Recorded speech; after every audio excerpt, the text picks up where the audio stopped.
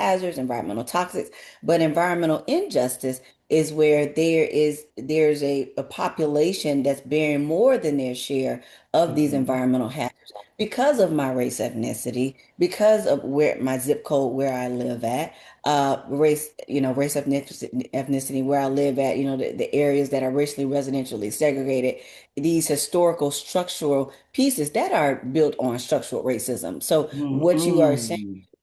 other low income populations, marginalized populations, they are bearing more than their share of environmental hazards because of who I am and where I live. That is environmental injustice. Environmental Mhm. justice is where we can attain what I initially described as, we are all living in a healthy environment, and whatever that bearing is, we're all equal to that. Many people Mhm. think that environment is free to all. Well, the environment is free to all, but it doesn't impact us the same way. And so you Mhm. have, to your point, you have these populations that are sitting in, certain neighborhoods that are bearing more than their share of these environmental hazards because you have certain companies, industries, you have policies and regulations where they feel that these are populations that are politically powerless. So Mm.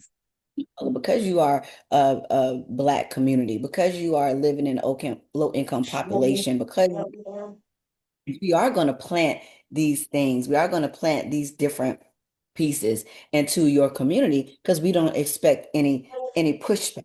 We don't Mhm. expect that we're able to, when I say we, I am saying, certain industries, certain companies, and also the way environmental regulations can just lay and it comes to a gridlock, a stop when it's time to really enforce.